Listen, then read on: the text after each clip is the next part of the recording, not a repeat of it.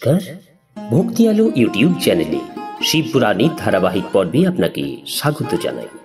আজকের পর্ব ভগবান বিষ্ণুর নাভি থেকে কমলের উৎপত্তি, শিবের ইচ্ছায় শ্রী ব্রহ্মার সেখানে প্রকটিত হওয়া, কমলানলের উদ্গমন স্থান খুঁজে পেতে অসমর্থ ব্রহ্মার তপস্যা করা, শ্রী হরির তাকে দর্শন দান, বিবাদগ্রস্ত ব্রহ্মা বিষ্ণুর মধ্যে অগ্নিস্তম্ভের প্রকটিত হওয়া এবং তার আদি অন্ত খুঁজে না পেয়ে উভয়ের তাকে প্রণাম করা। চ্যানেলে যারা নতুন তাদের অনুরোধ জানাবো চ্যানেলটি সাবস্ক্রাইব করে শিবপুরাণের ধারাবাহিক পর্বগুলি শ্রবণ করুন। আসুন আজকের পর্ব শুরু করি। শ্রী ব্রহ্মা বললেন, দেবর্ষি, নারায়ণ যখন জলশয্যায় শায়িত ছিলেন তখন তার নাভি থেকে ভগবান শঙ্করের ইচ্ছায় এক উত্তম কমল প্রকটিত হয়, আর যা ছিল বৃহৎ আকারের।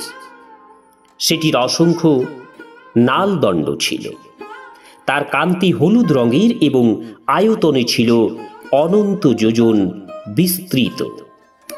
সেই কমল কোটি সূর্যের ন্যায় উজ্জ্বলভাবে প্রকাশিত হচ্ছিল। সৌন্দর্যের সঙ্গে সঙ্গে সেটি সম্পূর্ণ তত্ত্ব দ্বারা যুক্ত, অত্যন্ত অদ্ভুত, পরম রমণীয়, দর্শনের যোগ্য এবং সর্বোত্তম। তারপর কল্যাণকারী পরমেশ্বর শাম্ব সদাশিব পূর্বের মতো প্রযত্নপূর্বক আমাকে তার দক্ষিণ অঙ্গ থেকে উৎপন্ন করে। মনে মহেশ্বর তৎক্ষণাৎ তার মায়ায় মোহিত করে নারায়ণ দেবের নাভি কমলে আমাকে স্থানান্তকরণ করে লীলাপূর্বক আমাকে সেখান থেকে প্রকটিত করেন। এইভাবে সেই কমলের পুত্র রূপে আমার অর্থাৎ এই হিরণ্যগর্ভের জন্ম হয়। আমার 4টি মুখ এবং শরীরের কান্তি লাল এবং মাথায় ত্রিপুণ্ডের রেখা অঙ্কিত ছিল। তা তো ভগবান শিবের মায়ায় মোহিত থাকায় আমার জ্ঞান শক্তি এত দুর্বল ছিল যে আমি ওই কমল ব্যতীত অন্য কাউকেই আমার শরীরের জনক বা পিতা বলে জানতে পারিনি। আমি কে, কোথা থেকে এসেছি, আমার কি কাজ, আমি কার পুত্র রূপে উৎপন্ন হয়েছি, কে আমাকে সৃষ্টি করেছেন, এইভাবে সংশয়গ্রস্ত হয়ে আমার মনে এই চিন্তা উৎপন্ন হয়।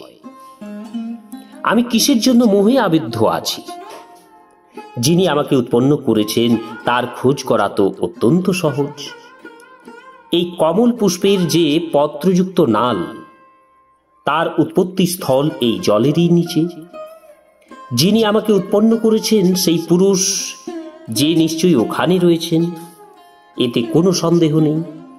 এরূপ স্থির করে আমি কমল থেকে নেমে সেই কমলের এক একটি নালে প্রবেশ করে সহস্র সহস্র বছর ধরে অন্বেষণ করলাম, কিন্তু কোথাওই সেই কমলের উৎপত্তির উদ্গমন স্থান খুঁজে পেলাম না। তখন আবার সংশয় আকুল হয়ে আমি সেই কমল পুষ্পের ওপর যেতে উৎসুক হলাম এবং নালের পথ ধরে সেই কমলে উঠতে লাগলাম। এইভাবে অনেক উপরে উঠেও আমি কমলের কোষ খুঁজে পেলাম না। সেই অবস্থায় আমি আরো সংশয়গ্রস্ত হয়ে গেলাম। মনে তখন শিবের ইচ্ছায় পরম মঙ্গলময় আকাশবাণী হলো, যা আমার মোহ ধ্বংসকারী ছিল। আর সেই বাণীতে শুনলাম, তপস্যা কর। সেই আকাশবাণী শুনে আমি আমার জন্মদাতা পিতার দর্শন লাভের উদ্দেশ্যে পুনরায় পূর্ণ উদ্যমে 12 বছর ঘোর তপস্যা করি। তখন আমাকে অনুগৃহীত করার জন্য ভগবান বিষ্ণু 4 হাত এবং সুন্দর চক্ষুতে সুশোভিত হয়ে সেখানে সহসা প্রকটিত হল। সেই পুরুষ হাতে শঙ্খ, চক্র, গদা, পদ্ম ধারণ করেছিলেন। তার সর্ব অঙ্গ সজল জলধরের ন্যায় শ্যামকান্তিতে সুশোভিত।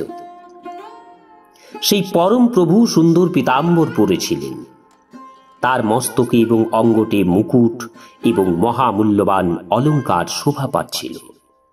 তার শ্রীমুখ প্রসন্নতায় ভরা ছিল। আমি তার রূপে মোহিত হয়ে গিয়েছিলাম। তাকে কোটি কোটি কামদেবের মতো মনোহর দেখাচ্ছিল। তার সেই সুন্দর রূপ দেখে আমি অত্যন্ত আশ্চর্য হয়েছিলাম। তিনি শ্যামবর্ণ এবং সুন্দর আভায় উদ্ভাসিত। তখন সেই সৎ স্বরূপ সর্বাত্মা চতুর্ভুজ মহাবাহু নারায়ণ দেবকে আমার সামনে দেখে আমার মন আনন্দে ভরে ওঠে। তারপর নারায়ণ দেবের সঙ্গে আমার কথাবার্তা আরম্ভ হলো।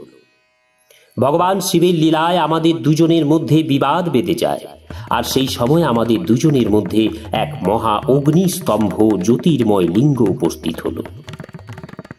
আমি এবং শ্রী বিষ্ণু ক্রমশ উপরে এবং নিচে গিয়ে তার আদি অন্ত খোঁজার জন্য অনেক চেষ্টা করি, কিন্তু কোথাও তার শেষ বা শুরু দেখতে পেলাম না। আমি ক্লান্ত হয়ে নিচে নেমে আসি এবং ভগবান বিষ্ণু অন্বেষণ করে পরিশেষে আমার সঙ্গে মিলিত হন। আমরা দুজনেই শিবের মায়ায় মোহগ্রস্ত ছিলাম। শ্রীহরি আমার সঙ্গে নানাভাবে পরমেশ্বর শিবকে প্রণাম করলেন। তারপর তিনি ভাবতে লাগলেন, এটি কি বস্তু? এর স্বরূপ নির্দেশ করা গেল না, কেননা এর কোনো নামও নেই এবং কর্মও নেই। লিঙ্গরহিত তত্ত্বই এখানে লিঙ্গ ভাব প্রাপ্ত হয়েছে। ধ্যান মার্গেও এর স্বরূপের কিছু জানা গেল না। তারপর আমি এবং শ্রীহরি দুজনে চিত্ত শান্ত করে সেই অগ্নিস্তম্ভকে প্রণাম করতে থাকি। আমরা দুজনে বলি, মহাপ্রভু, আমরা আপনার স্বরূপ জানি না, আপনি যেই হন, আপনাকে আমাদের প্রণাম। মহেশান, আপনি শীঘ্রই আমাদের নিকট আপনার যথার্থ স্বরূপ প্রদর্শন করুন। মুনিশ্রেষ্ঠ, এইভাবে অহংকারে আবিষ্ট হয়ে আমরা দুজনেই সেখানে প্রণাম করতে থাকি। এইভাবে আমাদের 100 বৎসর পার হয়ে গেল। নমস্কার। আজকের পর্ব এখানেই শেষ করছি। পরবর্তী পর্বে আসব। চ্যানেলে যারা নতুন তাদের অনুরোধ করব চ্যানেলটি সাবস্ক্রাইব করে শিব পুরাণের ধারাবাহিক পর্বগুলি শ্রবণ করুন। ওম নমঃ শিবায়।